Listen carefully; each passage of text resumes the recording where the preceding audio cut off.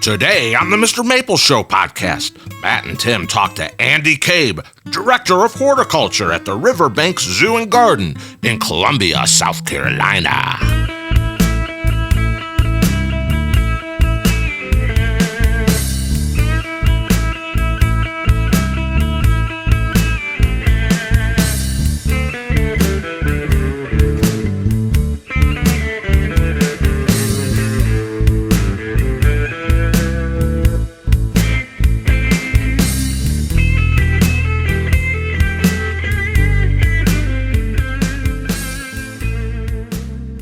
Hey guys, welcome to the Mr. Maple Show podcast. We've got a fun one for you here today. We are on location at the Riverbank Zoo. We've got our friend Andy Cabe, Director of Horticulture at the Riverbank Zoo, and we're going to be talking to him a little bit about running a public garden at a zoo, which is a pretty cool thing to be doing.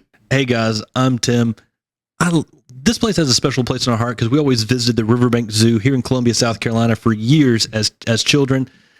So this place really means a lot to us, but go ahead and make sure you're subscribed to our YouTube channel. On YouTube, it's the Mr. Maple Show. It's also that on your favorite podcast platform. You can find us there as well. We put out daily content on our YouTube show and weekly content on our podcast. So make sure you're subscribed. All right, without further ado, we've got Andy Cabe here. Andy, you're the Director of Horticulture here at the Riverbank Zoo? I am. Yeah, thank you guys so much for having me. I mean, we go back, 20 years at least, probably? It's been a minute, yeah. I'm surprised I don't run into more concerts. We were joking, you're always up at Christmas Jam in Asheville, which I've only been to two of them. I think you've been to like all of them. Well, yeah, I mean, we were messaging back and forth at the concert. I mean, I probably could have waved to you from a distance, but, that was a heck of a show, man. Yeah. I think the Slash was one of my oh, man, that was epic. all-time highlights there. So, Andy, whenever it comes to horticulture, you've been here at the Riverbank Zoo for how long? 24 years. That's insane because, I mean, that's almost as long as we've been coming to the Riverbank Zoo. Right. We're going to date ourselves here real quick. I'm 42. I don't remember a time without coming, but I do remember when the Riverbank first opened the gardens part of this. It's really special. A lot of people come in and see the zoo, and it's across. You can come in through the zoo gardens or through its own entrance. Yeah. Let me explain this real quick because it's kind of interesting, especially when you're trying to get a mail or delivery at Riverbanks.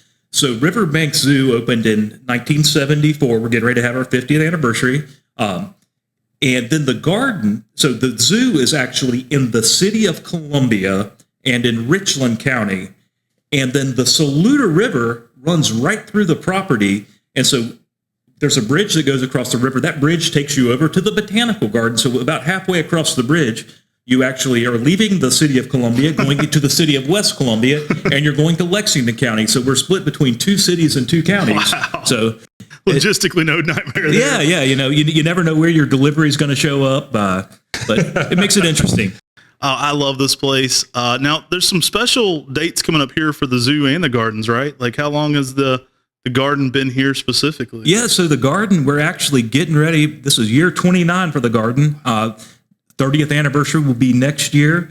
And believe it or not, the zoo, the 50th anniversary is coming up in just a couple of weeks here at the zoo. So 50 years, and, I'm thinking, we were talking about earlier about you guys coming down here as kids. I've got pictures with my grandparents taking me as a kid. I take my own kid now. So it really is multi-generational, which is pretty cool about it. Absolutely phenomenal. I remember the old, we'll get off the zoo and talk about the horticulture, but I remember the old birdhouse. That was one of my favorite things when it rained. Mm-hmm. It had the rain effects in the old birdhouse. That was way back in the day. That was one of my favorite things as a kid. How many acres is the garden here? Well, this site is probably a little over 70 acres. Now, a lot of that is the slope that goes down to the hill to the river. And probably actually intensely maintained more in the 10 to 15 range. That's including parking lots, things like that. We also do maintain, we have to keep the paths, the woodland trails, clean, but we don't do a lot of intensive horticulture down there. We kind of let nature take its course. But, I wouldn't be doing a good job of selling Riverbanks if I didn't say that we are embarking on some major expansions in the next few years.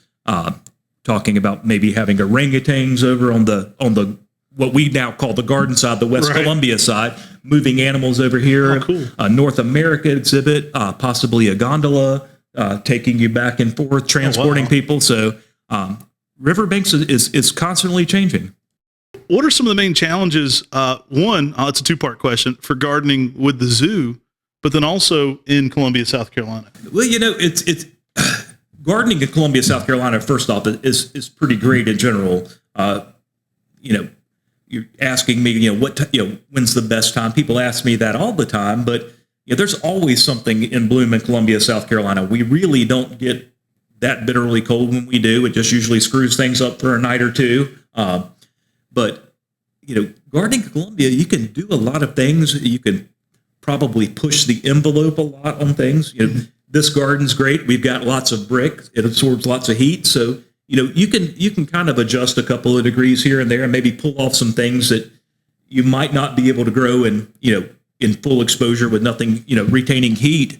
But yeah, so gardening in Columbia is great. And, working at a zoo is really interesting. When I went to school for horticulture. I graduated from Clemson with a degree in ornamental horticulture. And like a lot of people, I had no idea what I wanted to do. So a guy I actually went to school with at Clemson called me up and said, "Hey, I got this job at Riverbank." So I started here working part-time, I think 19 or 21 hours a week in the greenhouses, and stayed the course. One thing led to another, and and here I am 24 years later. But working at Riverbanks, this is a classroom in and of itself. I tell people all the time. This is a living classroom out here. I remember graduating from college when I first started. I remember graduating from college, walking into this garden. I'm like, oh my God, I did not learn anything in college. I don't know any of these plants. And then I realized that, number one, I knew a lot more than I thought I did. And then I realized there's a lot I still don't know. And that's why I said this is a living classroom. You can learn so much. We have a database that has records going back even before the garden opened, over 30-year-old records on plants. A lot of people may not realize every plant in this zoo and garden, when it comes in, if I buy a plant from MrMaple, the plant you guys brought me down today, that's going to get a record of that. Is going to go in our database. It's going to say where it came from, what date I got it, how much I paid for it, what size pot it was in, and then it's going to go to our nursery. And so it's going to show in the database as being in our nursery. Then when we plant it, every bed in the zoo and garden has a unique number to it. So, I was looking up that, we were talking about that Acer butterflies. Yeah. And so I was looking it up to see when it was planted, and, went in the database, I pulled up the bed number and saw, I saw that the plant didn't come from MrMaple, but it came from one of our Buckholz affiliates. So that's right. Yeah. So we're excited about that. So that's important to note. But that's the interesting thing, and just that there's so much information in that database about the plant, and it's very helpful when you have a new gardener who wants to try to grow something that you've already killed 15 times over the years. Right. And you can go through the database, and hopefully there's some notes as to why it died, and not to say that we're not going to try it for the 16th time, but it just little notes in there kind of help out. So it's just a fun job, man. It's it comes with a unique set of challenges, I would imagine too. It's a great place for the temperature wise. Like you're saying, your range isn't changing too much. People consider, on the hotter side for a lot of the area. And I'm always impressed with how many things y'all do in full sun here, and successfully. So, well, and I think some of that probably too is due to water. We do water a good bit out here, and I think you can sometimes pull off those plants that languish in full sun if they get plenty of water. But then, like you said, there are lots of things that we just assume won't grow somewhere. This isn't the right zone, or it's too much sun. Well, there's one way to find that out, and that's by planting it in whatever the wrong conditions are. And then lots of times you find it's the right conditions.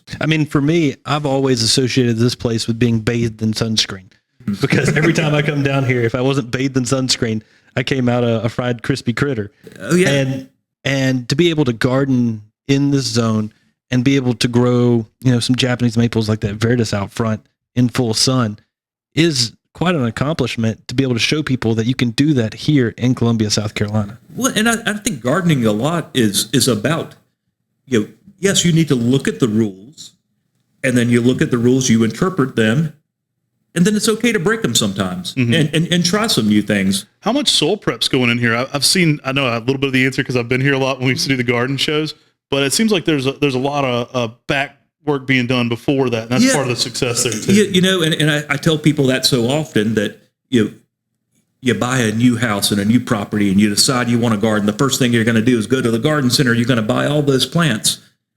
But what I try to tell people is let's look at your soil first. And before we spend $1,000 buying plants, maybe we need $500 worth of soil work done. And that's adding, compost amendments to improve drainage. So we're doing a lot of that here on a regular basis. The annual beds that we change out a couple of times a year. We add compost back in there at planting each time. And, and I think the soil health probably goes back a little bit, that kind of reflects a little bit on the disease issues we have sometimes. We start with pretty good soil, try to grow pretty healthy plants. And I think that in and of itself, growing healthy plants helps us reduce our needs for chemicals. Not to say that we don't have to spray things sometimes, but overall in the zoo and garden, our plant collection doesn't get a lot of maintenance as far as pesticide. And I think by constantly amending, like you were saying. It's impressive. I see some great plants here. I'm always amazed. Like we were just looking at a Storardia pseudocamellia down there in the woodland garden. I think a lot of people would be afraid to try Storardia pseudocamellia in Columbia, South Carolina, but I love to see y'all pushing the envelope, doing interesting things like that here. I always remember, we would do, these garden shows out at the farmers market or different things in Columbia, South Carolina. And, that's where we ran into originally, even at the farmers market when it was near the stadium, people from the Riverbanks Zoo. And we'd say, oh, here comes the zoo, and y'all would gravitate towards the interesting plants, the things that were unique and special. And while you got some Japanese maples from us, you may have been leaving with, an interesting carpinus or something else interesting for the garden that would add a new dynamic. Yeah, and that's what I really like about y'all's availability list at your nursery and a lot of these other nurseries that we buy from. We don't want to be growing the same old thing that everybody else in Columbia is growing. We're trying to push the envelope, growing new things, and that's why we rely a lot on nurseries like you guys who are bringing in some of the new cutting edge woody material. You guys have the name for the Japanese maples, and you're kind of getting the name for the ginkgos, but they're just going through your website. There are just so many other great woody plants, and it makes me feel good when y'all stopped and said, "Hey, what's that azalea? Can we get a cutting of it?" I'm like, "All right, good stuff around here." I was really impressed. How many taxa would you surmise are here on the grounds? I'm going to have to get back to you on that. I have somebody, our registrar gives me that information every year, and I promptly forget it. Yeah, I understand. That's a geek question. I would imagine there's a lot. I mean, there's just woody ornamentals collection here is outstanding. And I'm gonna put myself on the spot, and I want to say somewhere over 5,000 taxa maybe, but I could be making that up. So easily. I mean, there's so many cool plants here. I love just the main format. I think a lot of people come here as a pleasure garden, but then they get introduced to it. My thing is I love the draw. So you come in for the zoo, you walk into a pleasure garden. Some people are just on a stroll with the kid, right? They're not really paying attention. And then they're like, what is this falling water bald cypress? What is this Japanese maple? And you've got everything so well labeled. It's easy to get excited. It's easily accessible for people who might be new to some of these cultivars, new to these, more outside the box plants. And they're just getting the best of it right out the gate here. So they come in, unexpectedly, and then they leave doing something great about a great cultivar. And, just going back to the whole zoo thing, a lot of people think they're going to a zoo. And, and I will say our zoo is beautifully landscaped. We have diverse plant material, a great plant collection over there, to the point of sometimes if you don't know, like I was talking about the zoo and garden are separate, people just assume they're in the garden when they're over there because it's got such a great plant collection. And that's just so much fun. It's just growing the different things and the new unique things. And when we do designs over in zoo and exhibits, we try to look at the plant material that might be native to where that animal is from. And if we can't find something that grows there, from there, then we'll try to find something that looks like it or mimics it. And, that also, you were talking about, kind of some of the challenges, I think, of working at a zoo. Some of the challenges are there are poisonous plants. Right. And animals eat plants. And animals eat plants. Right. You might not want to put the variegated macaw in the exhibit. Right. You know, the animal eats it, even if it's. And then kids love to throw things in exhibits. Right. You know, and you don't want them throwing the poisonous fruit in there. So we have to think about, you know, we have to look at the toxicity of plants, run things by our veterinarians here, see, you know, the things we can grow in the toucan exhibit, we may not be able to grow in the lion exhibit. So just all of those. So it kind of tests your horticultural ability sometimes to try to be able to design an exhibit. Oh, it's super fascinating. And it's such a unique setup. I absolutely adore the gardens over here, though. I make my way over here quite a bit. Just well set up, well maintained. It always looks immaculate. I think a lot of people definitely stroll through that main water section. That's probably what a lot of people think of when they come here. But there's a lot of off the path stuff, and there's little hidden treasures everywhere. We were just looking at the Chinese fringe tree over here in the back parking lot. That thing's glowing right now. I mean, it's hidden away, but it's like, wow. I know. I was saying, you know, here you guys are filming this tree that nobody sees because it's, you know, it's behind the scenes. But that's kind of a good thing when you've got so many cool things that are behind the scenes on your service roads and your parking lots. You know, that's pretty cool to be able to have that variety of plant material. Now, your gardens here at the Riverbank Zoos, there's plenty of Japanese maples all across the garden, grown in unique and different ways. Is there any recommendations you would have for someone in a similar climate like Columbia, South Carolina, who struggles with the heat, you know, with growing Japanese maples? You know, I think the first thing I would recommend to people doing is, you know, if I'm getting a 1 gallon Japanese maple from you guys, if I plant it in my yard, yeah, it's going to do fine, and it's going to take a couple of years to do something. What I like to do with small Japanese maples is put them in containers first. You know, I'll put them in a decorative container and let them grow as they would sitting growing a couple of years in a nursery, but it's in a decorative container, appropriate size. And that builds up the size, and that lets us show some of the more unique plants before they get big. You know, that lets us showcase them. So I'd say people start with small stuff in containers where you can pay attention to it, monitor the water a little better.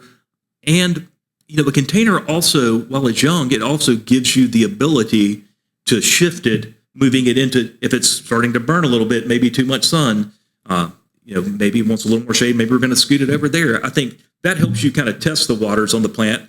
You know, luckily from you guys, you know, from y'all's experience, we can at least look at the information that you guys know from growing it and saying, all right, we're a little bit warmer than you guys are up in Flat Rock. Mm-hmm. You know, but you know, starting with some basic information as a jumping off place, and then kind of going from there and making our own adjustments. But I just tell people to try things. You know, I don't know the secret to growing Japanese maples. I think part of the secret to growing anything is you try a bunch of spots until it works. Yeah. You know, and that's some of it. You know, it may work in this bed, in the bed 10 feet over. It may not. If you don't try, you'll never succeed. Exactly. And that's the beauty of doing something in a container is you can move it around and right before you have to dig it up and move it. Just saves a little time. Well, I absolutely love it here. There's so many pollinators. There's so many flowers out there right now. There's so much going on. So I wanted to ask a little bit about seasonal interest here. Do you kind of plan and plant for the different seasons here, or how do you approach that? Yeah, we do. You know, in a perfect world, we would plan for all 4 seasons. But, you know, I kind of make a joke that, you know, fall's only like a week or 2 here and spring's only like a week or 2 in Columbia. But we do try to do a big display. There's several areas in the zoo and garden where we will change out twice a year. Mm-hmm. We're getting ready to do it in about another week here in the garden, changing out some of the big annual display beds down the center. Mm-hmm. And so we do, and we probably start planning about 9 or 10 months ahead. So we've already got, I think we've already got next winter covered, I think. Wow. And, you know, so we're pretty far ahead. But we do try to make some nice, bold statements for the spring, summer season, and then again for the fall, winter season. And, you know, like I said, we start well ahead of time, planning in advance. We try to make these display things. We'll try to use interesting plants, but we want to use plants that we know are going to work in a big display and that are going to last 6 months. Mm-hmm. So that goes into our thinking a little bit when we're doing these big displays. And I think I was telling you guys, like, we had a wonderful display down the center this year. Hundreds, if not thousands, of tulips that I think 3 tulips bloomed in the garden this year because the deer broke in and destroyed all the tulips. And I think you saw some Japanese maples they'd worked on too. Yeah, just one. I saw hot sauce had taken a munch out of, nothing decimated. Yeah. So that's deer are our really big challenge right now. Trying to keep those out. They have an impact on our displays sometimes, but we do try to make a couple of bold displays. We don't want this garden to be the same every time you walk through it. We want it to be different. In the way it's laid out, with the kind of the formal garden setting, with the beds, lined with brick. There's a lot of symmetry in the layout of the garden itself, but that's kind of where it ends. I think visually it's so striking. It's got a symmetric hardscape, but we don't find ourselves hamstrung into sticking, with everything matching and everything being equal. Now we do try to focus on balance of sides a little bit, but the garden areas are unique enough of themselves once you get down to the individual beds, and I think that's what makes it interesting. It's very comfortable garden, I think, for the average visitor who just wants to see something pretty, may not be into plants, but just wants to have a pretty environment. And then we do a really good job for the plant geeks who really want to get down in there and say, oh, what's this? This is, this is the variety that grows 3 inches smaller than, the regular variety, and it's got one shade of green different, all the little nuances that plant geeks get into. We can do that here too. So, and then we've got a zoo. It's great for the kids, We just opened this new children's garden back, I think that was 2016 we opened it. And so, that's a 3-acre garden that, has water play for kids, tree houses for them to run around, a giant dino dig, a sandbox where they go and, look for skeletons. So there's really something for everyone. And so you can take your kids and you can entertain them and let them splash around the children's garden. If you're a plant geek, maybe you get a minute or two to geek out, Right. That's not always a guarantee when you take kids places. I've got 3 now, so I'll be bringing them back down here soon, hopefully while it's good and early in the spring, and get them down here to see some of the stuff. We're so nostalgic about this place. It's so much fun to get into this area. Even doing the garden shows here. We used to come here and do, the sale in the zoo a lot back in the day. And I remember sometimes they would be putting out the zoo poo. Yeah. So it could get quite fragrant during that early spring. I don't know if y'all still participate in the zoo poo program. Yeah. We're buying bags of so we zoo fertilizer. Yeah, we used to compost when we had elephants. We used to compost the elephant manure and a few of the other animals. Then we got rid of elephants, and then we moved into the rhino game. And unfortunately, the rhinos are not quite producing what the elephants produce. They're still big. They still produce a lot. But, you look at the pile versus the rhino versus the elephant. And, the rhinos are a little bit of a letdown as far as their manure production. But no, we're still composting it actively. And it's to the point we haven't had a public sale in probably about a year because we've been doing so much work on site that we've been recycling our compost on site, which is nice to be able to do that rather than to buy it in. Right. That makes a lot of sense. Yeah, the gardens here, I think it really is your such strong hardscaping that allows you to be able to put in such unique plants and make it an appeal for the common everyday garden goer. Someone who just wants to walk through and stroll through the garden, they can appreciate this garden through the hardscaping and then appreciate the unique plants in there as well. And it's done in such a really tasteful way that I like it because it will introduce people into plants. I mean, that's like the most sneaking them in. Well, that's a great way to put it, because when we built that children's garden, kind of the idea in the back of our heads was we're going to get kids outside playing and having fun and trick them into learning something, that was kind of the idea, is to get them outside and playing like maybe a lot of us used to play when we were kids that for whatever reasons just doesn't happen anymore or as much anymore. And so it's fun just to see kids have their smartphone set down somewhere and they're out there splashing around and just having a good time. So you mentioned a little bit about the background at Clemson and horticulture. What drew you to that path? What was the point? Was there a moment where you're like, I think horticulture is what I want to do?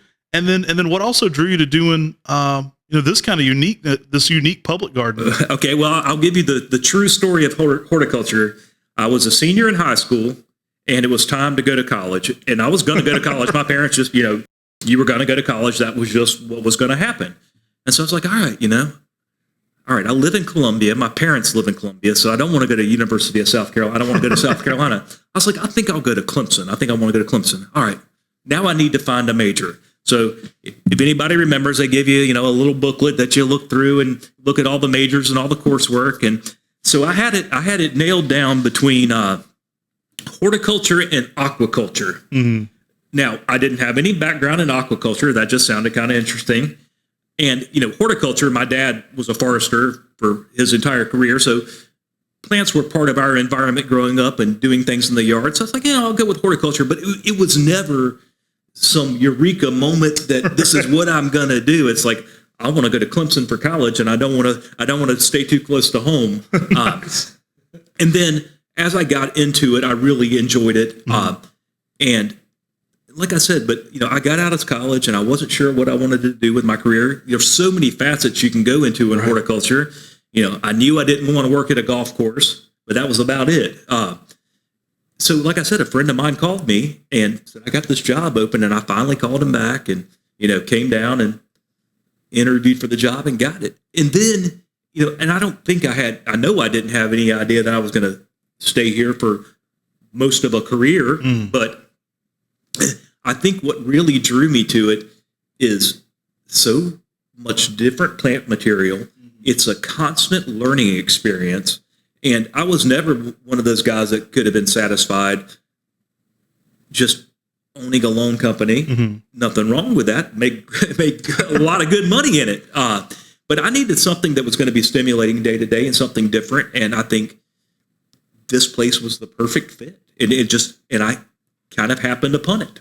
It's funny. We're in a similar generation, and when I was graduating high school, they're like, "You better go to college, or you're gonna be working outside." Well, that's what I do now. I have degrees in political science and history, so I wasn't smart enough to stick with horticulture. But it's funny because that was like the thread. It was like, if you don't, you're going to be outside sweating it out. Like, that's what I want to do now. No, it's funny. People, my degree was in horticulture, and people will call me a botanist. I was like, wait, hold on now. I was like, you have to be a lot smarter to be a botanist.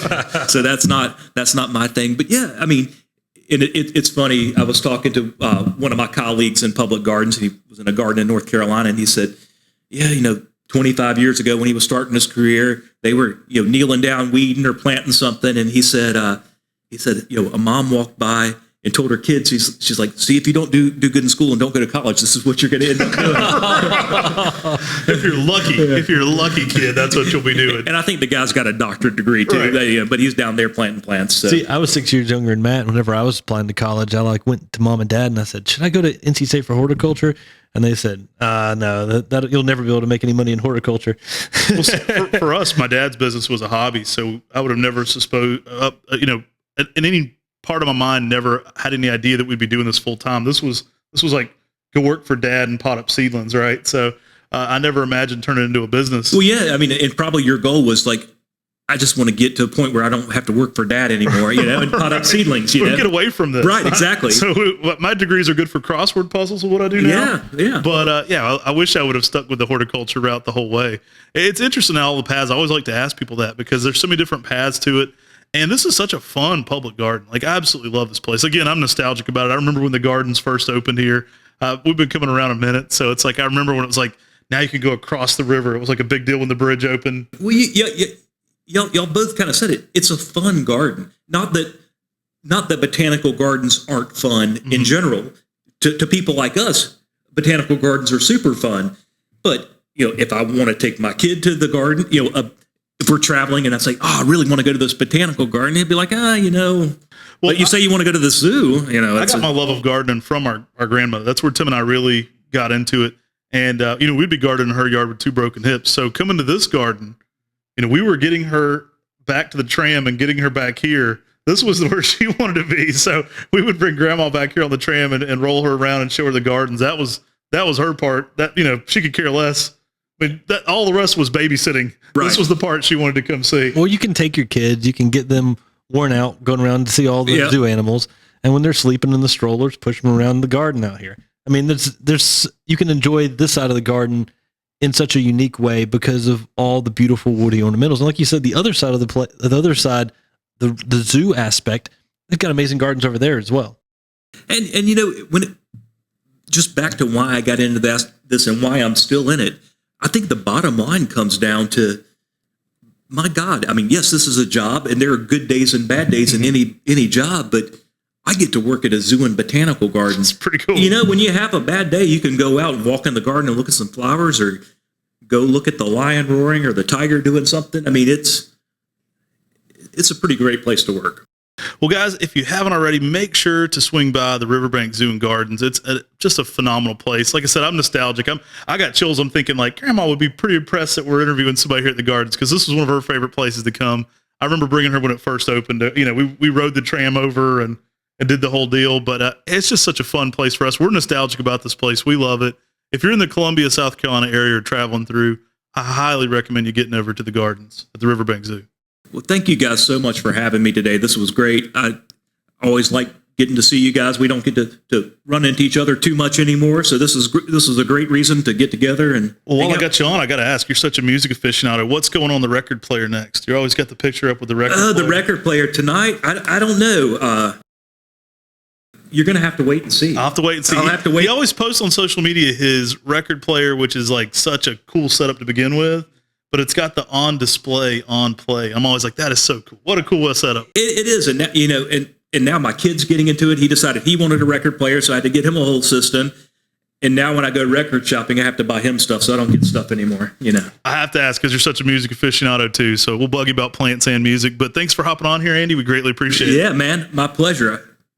And remember, y'all, we also have a lot of videos going on YouTube. We've been filming some things here at the Riverbank Zoo and Gardens. So we've got a walkthrough of the gardens, and we'll probably be shooting a top 5 here at the gardens as well. So make sure you check those out on our YouTube channel, The Mr. Maple Show. Hey, if you feel so inclined, go give us a 5-star on Google or any of our podcast platforms. Take care. God bless. Have a great day.